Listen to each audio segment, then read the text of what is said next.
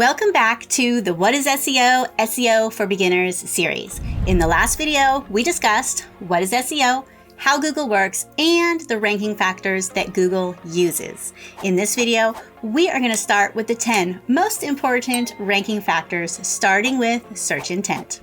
SEO factor number 1, search intent.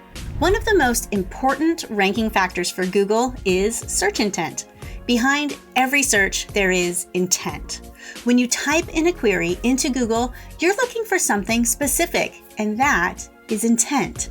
You're looking for a recipe, or the height of the Hoover Dam, or the most recent football scores. Search engines work to return results that best match what you're searching for. Pages that best match your search intent will rank higher in results than those that don't.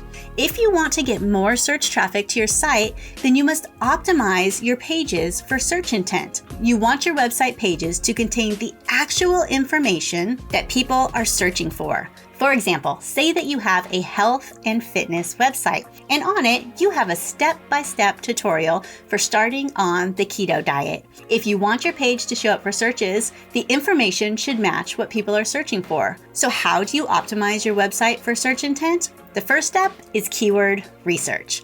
Keyword research is finding relevant keywords and phrases that have a high monthly search volume and then including those words and phrases throughout your website pages. When you include relevant keywords in your website content, it helps Google to understand the content better. There are several tools that can help you find relevant high-volume keywords, such as Ubersuggest, Ahrefs, SEMrush, and Longtail Pro. I'm going to show you Ubersuggest in this series since it has quite a few free features available, but the other tools mentioned work just as well. Now, there are several easy ways you can find the best keywords for your page. First, you can enter keywords and phrases to see the monthly search volume. When you search, you'll see the keyword and its monthly volume, the cost per click for advertising, the competition for paid advertising, and the competition for organic SEO.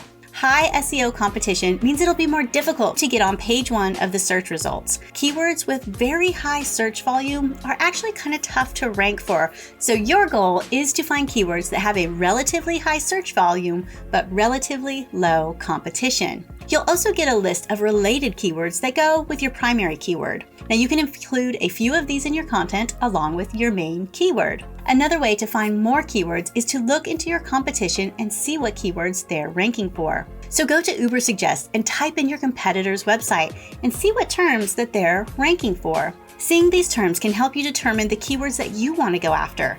Again, look for relatively high volume and low competition keywords. Next, you want to optimize your content. Once you've identified your relative keywords and phrases, you want to sprinkle them naturally throughout the page. It's important that you don't just try to cram in as many keywords as possible. This is known as keyword stuffing, and it is frowned upon by Google and searchers, like it makes your page weird, and it can actually hurt your page. Try to include your main keyword in the page title, in the first 100 words, in at least one subheading, and then naturally sprinkled throughout the page. Remember, Google is smart, so you don't need to go crazy town on your keyword. Just use them enough so that it is clear what your page is about without messing with your readability. It's still important that your page is easy to read and easy to understand. In the next video in the series, we'll dive into SEO factor number 2, backlinks.